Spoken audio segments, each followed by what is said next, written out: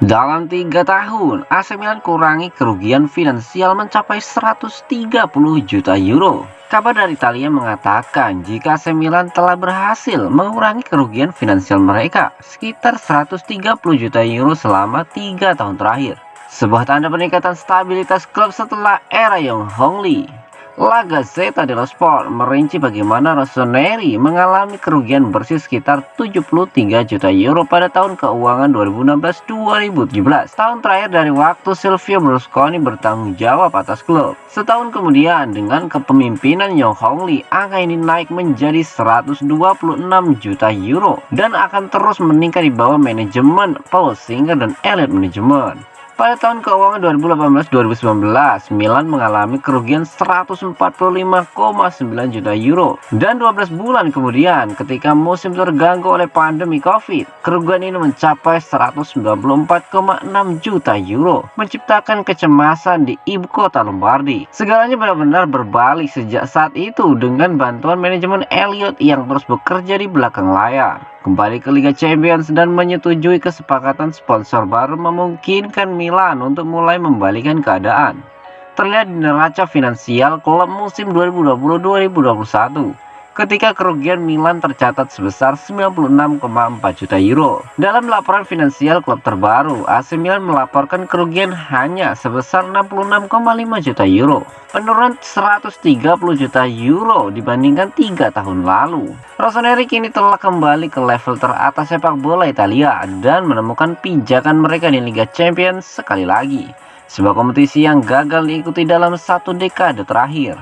Jerry Cardinale dan Redbird sekarang menjadi pemilik baru klub, menyelesaikan pengambil alihan 1,2 miliar euro awal tahun ini.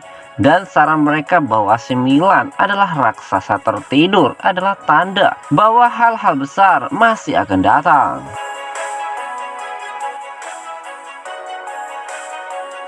Dramatis, Milan tumbangkan Empoli di penghujung laga. AC Milan harus bekerja keras menurunkan Empoli dengan skor 3-1 dalam duel pekan ke-8 Serie A 2022-2023 Minggu 2 Oktober 2022 dini hari waktu Indonesia Barat.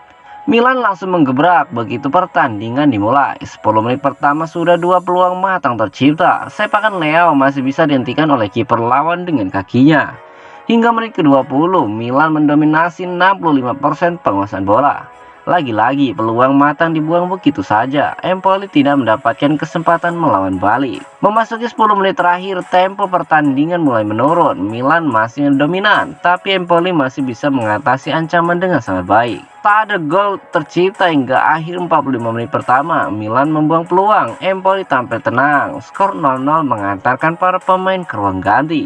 Pertandingan dilanjutkan kembali. Empoli tampak meningkatkan tempo permainan. 10 menit pertama Empoli mendapatkan sejumlah peluang matang, tetapi belum juga bisa mencetak gol. Menit ke-55, Giroud mendapatkan peluang matang dengan sepakan jarak dekat. Sayangnya bola masih membentur tiang. Empoli kembali berada di bawah tekanan. Menit ke-79, Milan akhirnya memecah kebuntuan. Leo menjadi kreator serangan, menusuk ke kotak penalti dan menyodorkan umpan matang untuk Rebic yang tinggal menembak dari jarak dekat.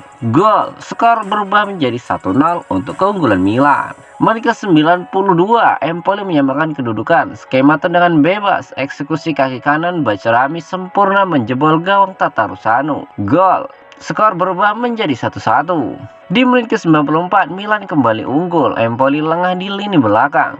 Krunic membelokkan bola untuk Balotore yang berdiri bebas. Gol, skor berubah menjadi 1-2 untuk keunggulan Milan. Menit ke-97, Leo membungkus kemenangan Milan. Sepakan kaki kanan, bola terarah mengecoh kiper lawan. Gol, skor berakhir dengan keunggulan Milan 1-3.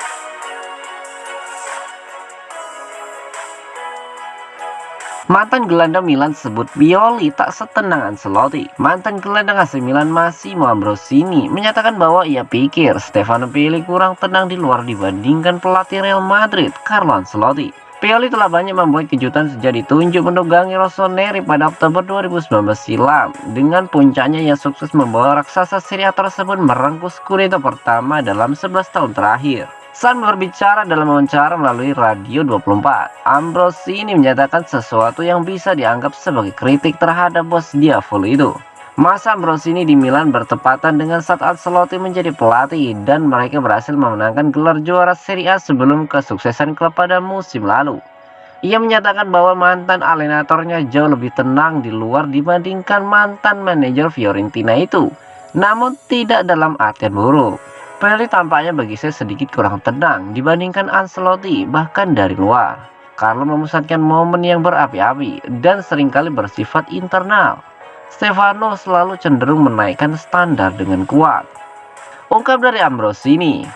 Pelatih Real Madrid saat ini tersebut memang dikenal sebagai manajer elit yang tampak paling tenang di dunia olahraga sepak bola, sehingga sangat sulit menyainginya dalam hal tersebut.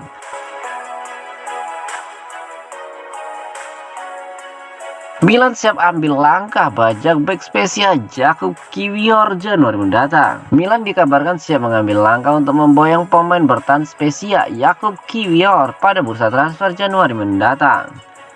Sebagaimana yang dikemukakan oleh La Gazzetta dello Sport, Rossoneri masih sangat serius dengan upaya mereka mendatangkan Kiwior ke klub dan mereka diperkirakan akan mengajukan tawaran untuk meminangnya pada jendela transfer musim dingin nanti. Milan sempat dikaitkan dengan bek 22 tahun tersebut pada bursa transfer musim panas lalu. Namun pada akhirnya mereka justru fokus mengamankan servis Malik Thiaw dari Salzburg. Kendati demikian, hal tersebut ternyata belum mengakhiri ketertarikan Paolo Maldini dan kawan-kawannya.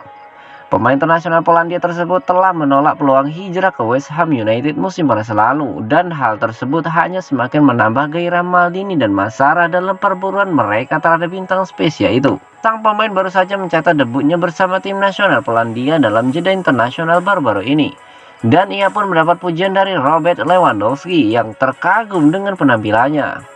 Saya belum mengenalnya, saya akui, tetapi kemudian saya melihatnya bermain, ujar Lewandowski soal rekan senegaranya itu.